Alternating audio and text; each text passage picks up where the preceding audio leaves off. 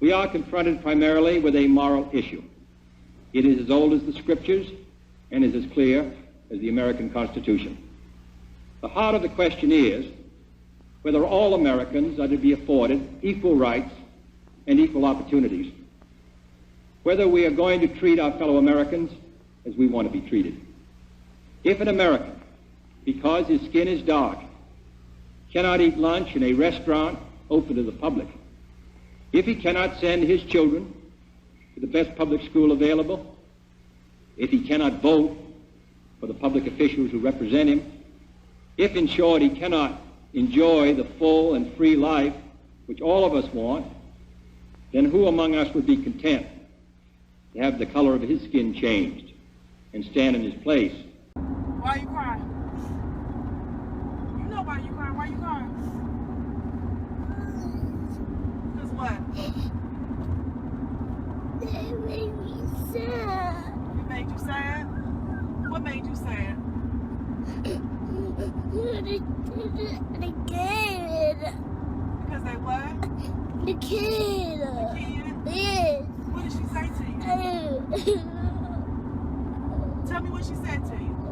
They didn't want to be my friend. Why don't they want to be your friend?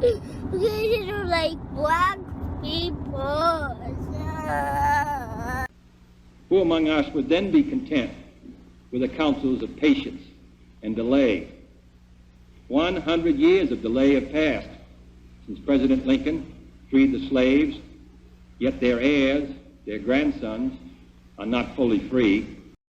People nervous. All right, doing what? We were walking by. Okay. Radio 12's out with that subject just south of Michigan. Walking by and doing what? Well, you were making people nervous. By walking by? Yeah, they said you had your hands in your pockets. Wow, walking by having your hands in your pockets makes people nervous to call the police when it's snowing outside? They did. Okay. You play all hard way for what? Every time you see me, you want to mess with me. I'm tired of it. It stops today. This guy right here is forcibly trying to lock somebody up for breaking up a fight. Everybody standing here, they told you I didn't do nothing. I did not sell nothing. Because every time you see me, you want to harass me, you want to stop me, you want to sell a cigarette. I'm minding my business, officer. I'm minding my business. Please just leave me alone. I told you the last time. Please just leave me alone. Please, don't touch me. Don't touch me, please. Hold on. Listen, don't touch me, please.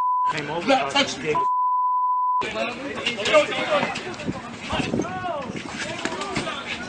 Damn, man.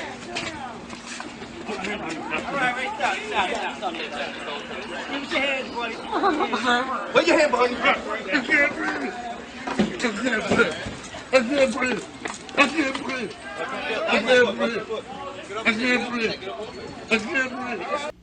They are not yet freed from the bonds of injustice. You know, when people say it just doesn't add up, I'll tell you what doesn't add up. These photos. Because I was expecting to see, and we've all seen them, I have looked at them, I have studied them. I was expecting to see his face mangled. And I hear what he's saying, that he was afraid, and this happened, and that happened. But I always go back to the beginning, and the beginning is this. You got an armed man and an unarmed man. The unarmed man is shot 6 to 7 times. One of those may be a reentry. That's why it may say it may be 6 to 7 times. He unloaded many, many more bullets. Why? He doesn't even have a bruise. They are not yet freed from social and economic oppression. And he turned around and said he's going to sign an executive order to create a minimum wage for federal services only.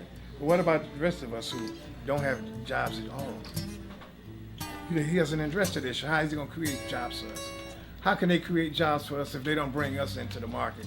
How can they create jobs for us if we're not at the table with them? And this nation, for all its hopes and all its boasts, will not be fully free until all its citizens are free. We preach freedom around the world, and we mean it. And we cherish our freedom here at home.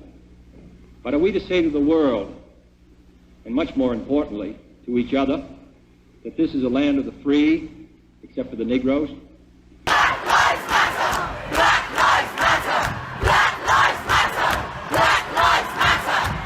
no second-class citizens except Negroes.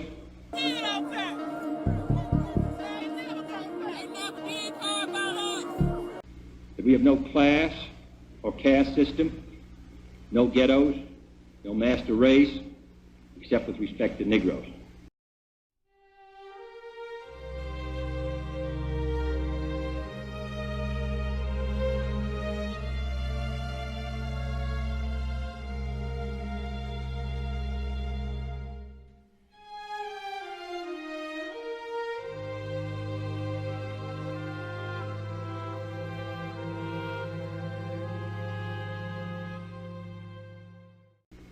Now the time has come for this nation to fulfill its promise. The events in Birmingham and elsewhere have so increased the cries for equality that no city or state or legislative body can prudently choose to ignore them.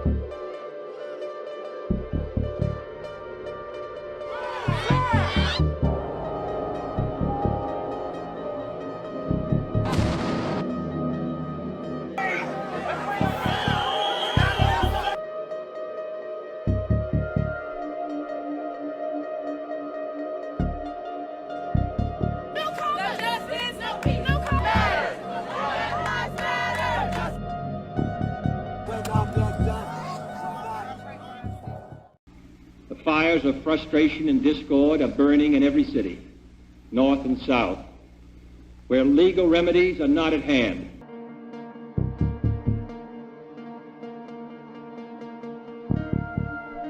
No indictment in the death of Eric Garner. A grand jury in New York City has decided not to charge a white New York City police officer in the death of an unarmed African-American man. I don't know. I honestly don't know what to say. If comedy is tragedy plus time, I need more time. But I would really settle for less tragedy, to be honest with you. You know, I think what is so utterly depressing is that none of the ambiguities that existed in the Ferguson case exist in the Staten Island case. And yet the outcome is exactly the same. No crime, no trial, all harm, no foul. Redress is sought in the streets, in demonstrations, parades, and protests, which create tensions and threaten violence and threaten lives. No weapon formed against us shall prosper. No wickedness shall get past us without us not knowing to identify it. That's why we're sticking together. We was born, we was raised for this. Generation after generation, they suffer. But us, we ready for this. We ready for this. We ain't got to use no military weapons. We ain't got to use none of y'all weapons that got no chemicals, none of that. You see me out here every night. They shoot your gas at it, we back out here.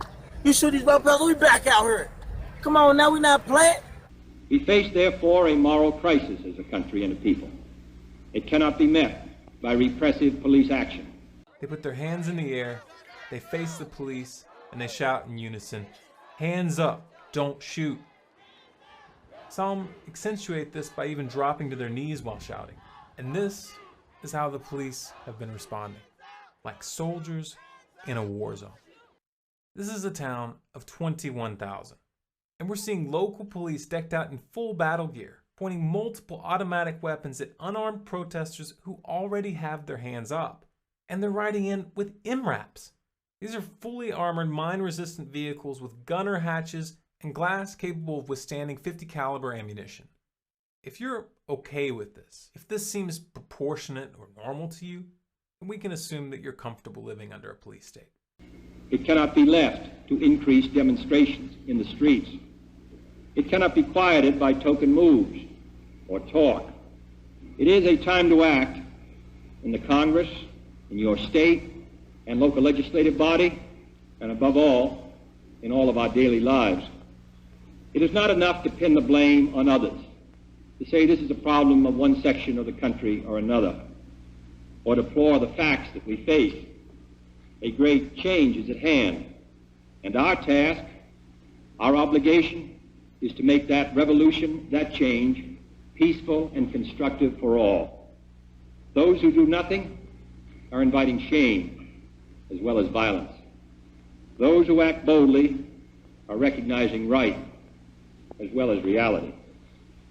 Next week, I shall ask the Congress of the United States to act, to make a commitment it is not fully made in this century to the proposition that race has no place in American life or law.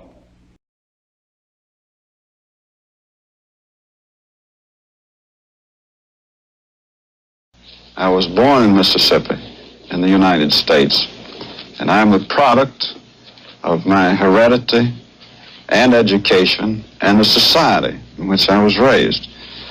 And I have a vested interest in that society, and I, along with 1 million other white Mississippians, will do everything in our power to protect that vested interest. It's just as simple as that. In 1954, the Citizens Council was established in the Delta, the northwest section of the state, where blacks outnumbered whites.